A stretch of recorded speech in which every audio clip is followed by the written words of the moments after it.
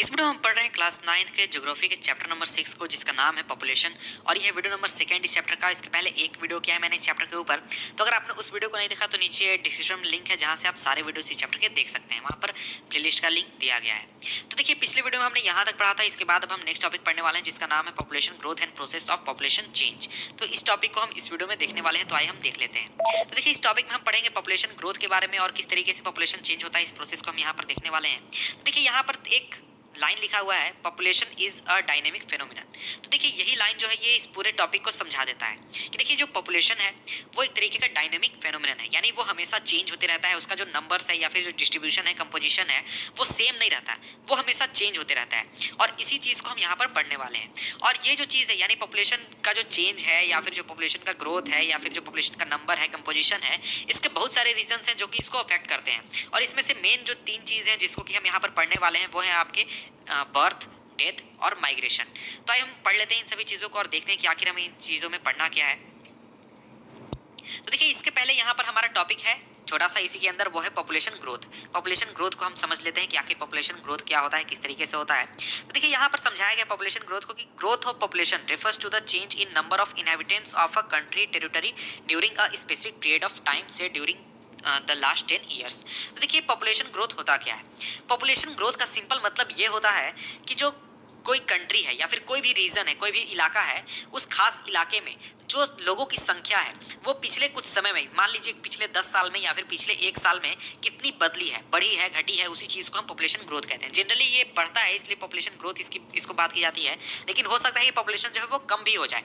और इसी तरीके का जो पॉपुलेशन ग्रोथ है या फिर जो चेंज है पॉपुलेशन का, उसको 2 तरीके से हम शो करते हैं या फिर 2 तरीके से दिखाते हैं। पहला तो आपका हो गया एब्सोल्यूट नंबर्स में, यानी कितना पॉपुलेशन बढ़ा। मान लीजिए पिछले 10 साल पहले आपके शहर में 1 लाख लोग रहा करते थे, लेकिन अब वहां पर 1,10,000 लोग रहते हैं। तो पिछले 10 साल में आपके शहर का जो पॉपुलेशन चेंज है वो 10,000 है। तो ये हो गया आपका एब्सोल्यूट नंबर्स। और जो दूसरा तरीका है वो है परसेंटेज चेंज पर ईयर। तो देखिए, पिछले 10 साल पहले आपके शहर में 1 लाख लोग रहते थे, अब वहां पर 1,10,000 लोग रहते हैं। तो हर साल 1,000 पॉपुलेशन आपके शहर का बढ़ा है।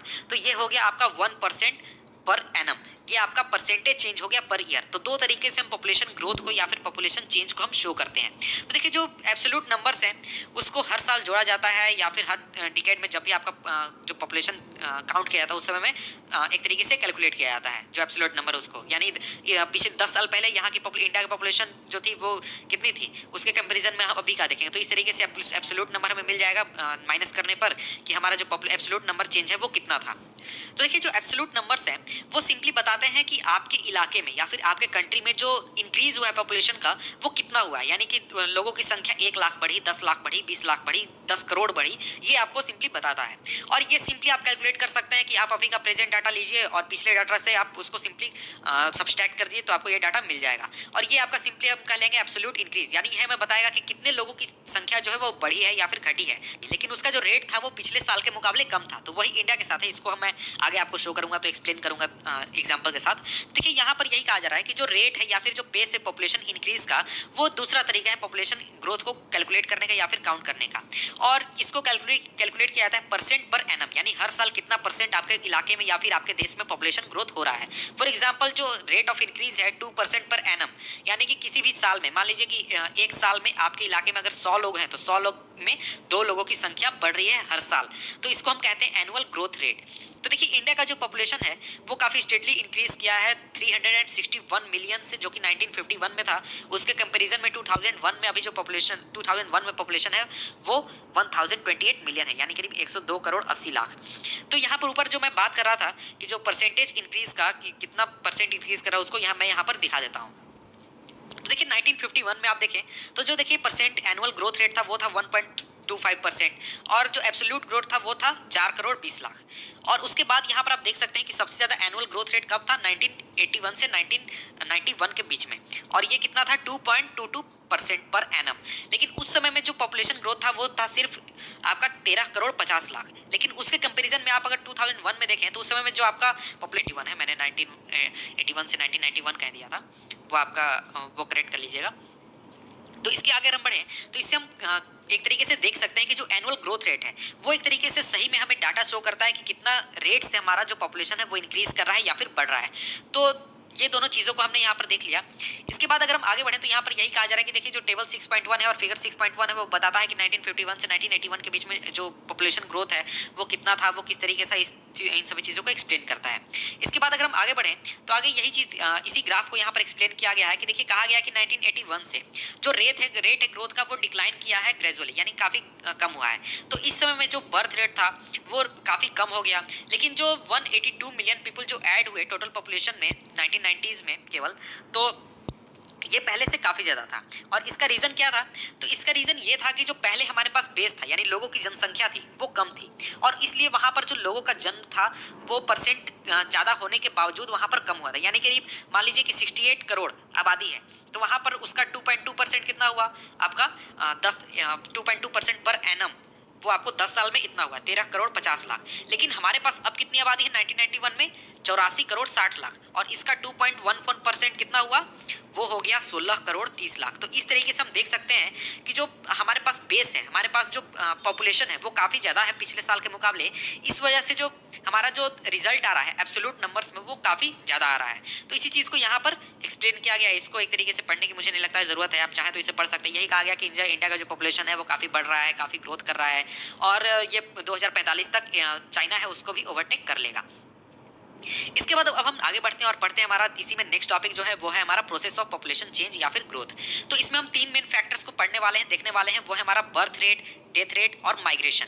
तो देखिए जो नेचुरल इंक्रीज है पॉपुलेशन का वो आपका मेनली होता है बर्थ रेट और डेथ रेट के बीच का डिफरेंस, यानी कितने लोगों ने जन्म लिया उसमें से माइनस कितने लोग मर गए, यानी कि कितने लोगों की मौत हो गई। तो यही हमारा हो गया पॉपुलेशन ग्रोथ, नेचुरल इंक्रीज। तो देखिए इसमें सबसे पहले यहाँ पर बर्थ रेट बताया गया कि बर्थ रेट तो सिंपली आप समझते हो कितने लोगों ने जन्म लिया, लेकिन उस तरीके से कैलकुलेट हम नहीं करते। बर्थ रेट को कैलकुलेट करते हैं कि कितने बच्चों ने जन्म लिया जो कि सही सलामत है यानी जीवित हैं, और ये कैलकुलेट होता है पर 1000 पर्सन, यानी 1000 लोगों के अनुपात में कितने बच्चों ने जन्म लिया। और ये जो चीज़ है ये काफ़ी बड़ा फैक्टर है इंडिया का जो ग्रोथ है पॉपुलेशन ग्रोथ उसके लिए, क्योंकि इंडिया में जो बर्थ रेट है वो काफ़ी ज़्यादा है, बहुत ही ज़्यादा है दूसरी जगहों के मुकाबले अगर हम कंपेयर करें तो। इसके बाद दूसरा है हमारा डेथ रेट। डेथ रेट भी तो आप समझ गए होंगे इसी चीज़ से कि देखिए डेथ रेट भी इसी तरीके से कैलकुलेट किया जाता है कि 1000 लोगों में से कितने लोगों की मृत्यु हुई, तो इसी को हम सिंपली कहते हैं डेथ रेट। और जो मेन कॉज है पॉपुलेशन ग्रोथ का इंडिया में वो ये है कि जो डेथ रेट है वो काफ़ी कम हुआ है 1980s के बाद या फिर उस समय के आसपास, क्योंकि उस समय तक जो हेल्थ सर्विसेज थी वो काफ़ी सही हो चुकी थी और लोगों को काफ़ी अच्छी सुविधाएं मिलने लगी थी, और उनको हेल्थ में काफ़ी ज़्यादा एक तरीके से हेल्प सरकार द्वारा किया गया था और भी चीज़ों द्वारा किया गया था। तो अगर हम 1980s की बात करें जो बर्थ रेट था वो हाई था, और इसके साथ ही जो डेथ रेट था वो डिक्लाइन कर रहा था। इसकी वजह से जो एक तरीके से बर्थ रेट और डेथ रेट था इनके बीच में डिफरेंस हुआ। तो सिंपली यही समझिए कि पॉपुलेशन काफ़ी ज़्यादा पॉपुलेशन रेट बढ़ गया। और 1981 के बाद अगर हम बात करें तो देखिए जो बर्थ रेट है वो भी काफ़ी ज़्यादा डिक्लाइन हो रही है और काफ़ी ज़्यादा डिक्लाइन कर चुकी है, और इसकी वजह से जो पॉपुलेशन ग्रोथ का रेट है वो भी काफ़ी ज़्यादा डिक्लाइन हुआ है। इसके बाद जो तीसरा कंपोनेंट है वो है माइग्रेशन। माइग्रेशन यानी कि लोग एक जगह से दूसरी जगह चले जाते हैं। तो माइग्रेशन को दो हिस्सों में हम बांट सकते हैं। 2 तरह के माइग्रेशन है, पहला तो इंटरनल माइग्रेशन और दूसरा इंटरनेशनल माइग्रेशन। इंटरनल माइग्रेशन की आप अपने गांव को छोड़कर किसी शहर में आकर बस जाते हैं तो इसको हम इंटरनल माइग्रेशन कहेंगे, और आप इंडिया को छोड़कर जाकर चाइना में बस जाते हैं या फिर अमेरिका में बस जाते हैं तो उसको हम इंटरनेशनल माइग्रेशन कहेंगे। तो देखिए जो इंटरनल माइग्रेशन होता है, इंटरनल माइग्रेशन की वजह से हमारा जो साइज ऑफ पॉपुलेशन जो है वो चेंज नहीं होता है, यानी कि इंडिया का कोई व्यक्ति इंडिया ही में आकर किसी दूसरे रीजन में बस गया तो इंडिया का पॉपुलेशन चेंज नहीं होगा, लेकिन ये एक तरीके का डिस्ट्रीब्यूशन चेंज कर देता है कि लोग जो है वो कहाँ रहते हैं। पहले लोग गाँवों में रहा करते थे, अब जो लोग हैं वो जाकर शहरों में रहते हैं। पहले लोग यूपी में रहा करते थे, अब लोग जो है वो अरुणाचल प्रदेश में रहते हैं। तो इस तरीके से जो एक तरीके का जो डिस्ट्रीब्यूशन है पॉपुलेशन का वो चेंज हो जाता है। तो इसी चीज़ को यहाँ पर डिस्कस किया है जो मैं नीचे डिस्कस कर रहा था कि देखिए जो पॉपुलेशन आपका माइग्रेशन होता है, माइग्रेशन की वजह से सिर्फ पॉपुलेशन साइज चेंज नहीं होता है बल्कि कंपोजिशन भी चेंज हो जाता है। अर्बन यानी कि शहरों में ज़्यादा लोग रहते हैं, रूरल में कम लोग रहते हैं। जो सेक्स कंपोजिशन है या फिर जो एज कंपोजिशन है वो भी चेंज हो जाता है, क्योंकि यंग लोग जो है वो शहरों में चले जाते हैं, बूढ़े लोग गाँव में रह जाते हैं। यंग लड़के जो है वो शहरों में चले जाते हैं, लड़कियाँ जो है वो गाँव में रह जाती हैं। तो इस तरीके का जो एक तरीके का कंपोजिशन है पॉपुलेशन कंपोजिशन वो काफ़ी ज़्यादा चेंज हो जाता है।